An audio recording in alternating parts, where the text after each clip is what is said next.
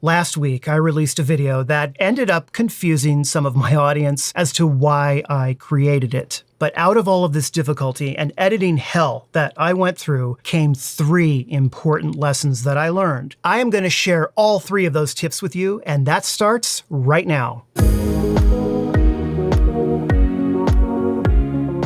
Hi everyone, welcome to Pal to Tech. The video I'm talking about is crime scene photography and the O.J. Simpson case. It was a podcast that I conducted with Detective Tom Lang, who was the lead detective at the time. So to answer the obvious question, why did I make this video in the first place? Here's the why. The original intent of that video was to explore another genre of photography, particularly one that's not often talked about. If you go over to my Done Over Perfect podcast site, they cover various aspects of photography. Crime scene photography is not like any other kind of photography. And the reason for that is because the focus really shouldn't be on trying to discover what types of cameras they use, what type of shutter speed they use, blah, blah, blah, blah, blah, blah, blah, blah. I was looking for something more along the lines of, how does this help catch the bad guy? So I actually decided that it would be preferable to interview a detective who works with photographers, who's involved in that process, who directs them, and who is part of that entire chain from the moment the photo is taken all the way up to court. So tip number 1 for any project that you do, whether it's a photo shoot you're working on, a book you're writing, a documentary you're producing, whatever it is, you must have a why that is relevant to you and only you.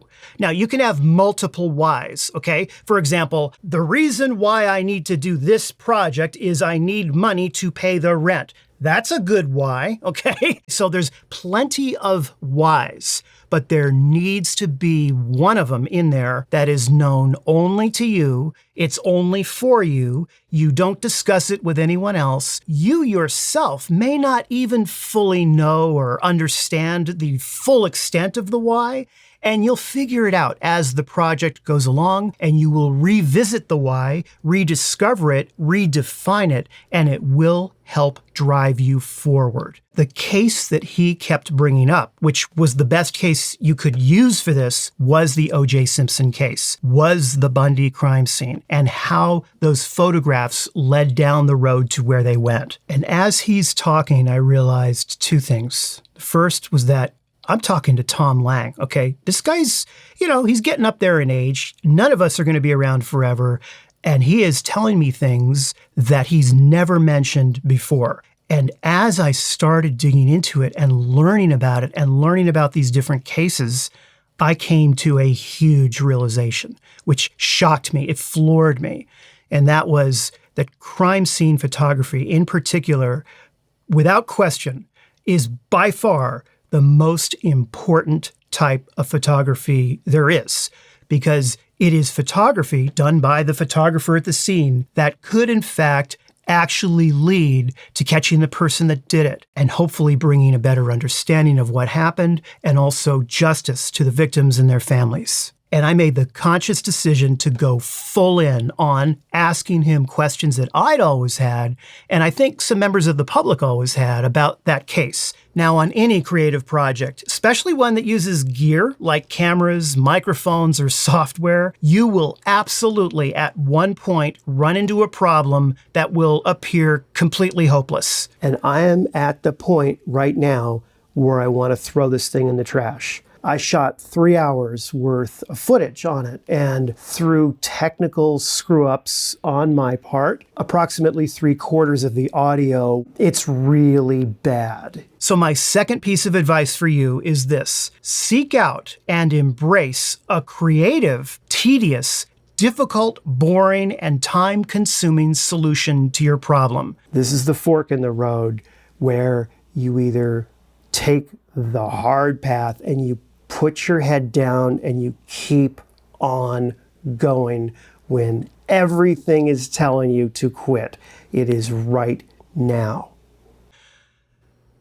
Listen, many people out there who will offer you advice will often speak as if throwing too much time at something is an exclusion to consider for a particular solution. If there's too much time involved, don't do it. And these days in particular, everyone wants the faster, and the easier and the faster, especially with all this AI nonsense. Saving time and being efficient with the work you're doing is great and all, but sometimes you need to consider the solution of being extremely inefficient in order to resolve a problem that many others will tell you is impossible to fix. I did everything I could do to try and fix it. I had expert audio engineers look at it. I ran it through every single professional piece of audio software you can get, and none of it would work. And the only way I was able to fix it was to layer the tracks, the same audio track of him, the crappy track, like 6 crappy tracks in a row. Here's an example of what I had to work with. Right at a crime scene, right. And then the outcome, I think if he'd have been convicted, probably would have had it that's going out for all these years. And then alter the frequencies of each one, okay? Then go through the hour-long podcast, which I'd edited down, and as he was talking, word by word by word, by sentence by word, bring up certain tracks that might have a higher frequency that you could make it out, right? If Tom said the word photography, but normally it came out as I was able to bring up, right, the higher frequencies where you could hear it go, photography, and then bring down the mids and add different things. You get in closer. This crime scene. This little area right here. Closer. This crime scene. What if I cut this little hump out and start it right there? And closer. This crime scene. Then you get in closer. This crime scene has everything. Presumably, he doesn't realize that there were footwear impressions left there. Nobody's discussed this. Presumably, he doesn't realize that there were footwear impressions left there. Nobody's discussed this. Turnover work is clearly not what we had at the crime scene. Turnover work is clearly not what we had at the crime scene. It was like trying to paint an entire office building with a tube of whiteout, okay? That's what it was like.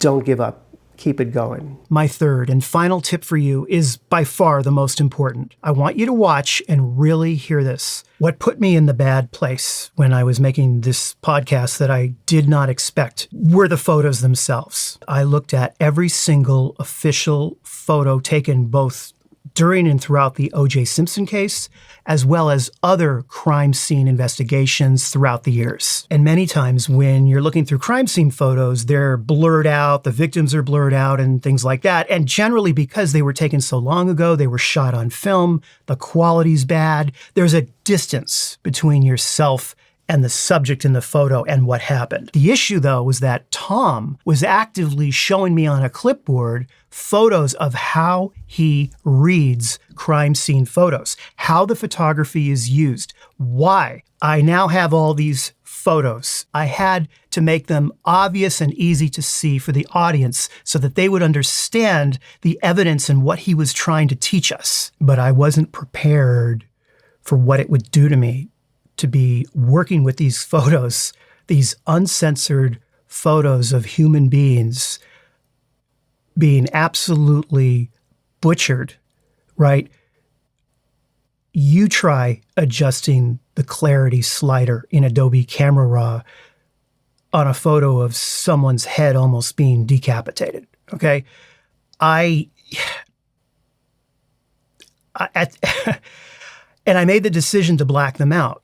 And I didn't use a lot of them, to be honest with you. But when you black out a photo, you still have to know what part of the photo to black out, meaning you have that little black square, you're moving it around in the editor, you're still seeing the photo. And I wanted the photos to be clear. I wanted them to be as real as if you were right there and you were Tom and you were looking at them, because that's what the education piece was about. But I didn't realize what it would do to me. And it put me in a place that I'm coming out of now, but I wasn't prepared to deal with. I didn't anticipate, it's real easy for a YouTube photography channel to go, I'm going to do a video on crime scene photography. And then it's a whole other thing to look through hundreds of real crime scene photos, uncensored, so that they can be in the video. And, these are real people. And it messed me up. It really messed me up. And there were more than a few times I quit. And my wife came in and basically told me that I had spent so much time on this already that I should just keep it going and finish it. And even that wasn't enough. And so I took maybe 5 minutes of the rough edit that I was doing, and I sent it over to Tom Lang. And I said, I don't know, man. I don't know if I'm going to finish it, but what do you think? And he came back and he said, this is great. This is great. Tom Lang thought my little documentary thing on this is great. Okay, maybe I got something important here. So I kept going. And let me tell you what got me through it. Okay, this is really embarrassing, but this is what got me through it the most, even more than Tom Lang. And that was when I pulled up the footage of the Bruno Magli shoes. Okay, I'm sorry. This is not funny stuff, but I can't take it anymore. So then there was the Bruno Magli shoes, which the FBI clearly identified they were worn by the killer, no question about it. And OJ was asked, have you ever worn those shoes? And his response when I watched the video was, I wouldn't wear those ugly ass shoes. And I just dropped laughing. I don't know why that was so funny to me. But then the attorney even says, and he emphasizes it, if you watch the video, you'll see what I mean. And he says, so you wouldn't wear those ugly ass shoes, right? And I just started laughing. Okay, I know this is horrible because on one monitor, I've got, dead, butchered people in Adobe Camera Raw that I'm editing. And then in another, I've got this video playing. And then there's a deposition that happened 6 months later where they found photos of him at a football game wearing those shoes. And the reaction that he had when he saw that, I had to put that in, first of all. And then I had to put that goofy little SpongeBob, 6 months later, that thing. That was for me. Okay, and some people may have taken offense to it. I don't care. That was enough to kind of boost my morale. It was funny. His expression after that little bit that I put in there. And if you haven't seen it, please go see it. Just, if you don't want to watch the video, just click on in the chapters, Bruno Magli shoes. And that got me to the point where I could finish the rest of the video. Don't forget this wise advice. A little nonsense now and then is relished by the wisest men. That will be the tiny spark of light that will guide you, ground you, and will give you the strength to finish creating something that you feel is important. By the way, I have some great Fujifilm content coming up for you this week. Lenses, gear reviews, tips, and another podcast. But this time, my very special guest is going to discuss how going through your photos has been scientifically proven to make you happier. You are not going to want to miss this. Thank you so much for watching, and I hope you found today's video helpful, or at least entertaining. And if you did, be sure to give it the like and subscribe. Have a wonderful rest of your weekend. I'm going to be signing off now, but I'll see you in a new video next week. Take care.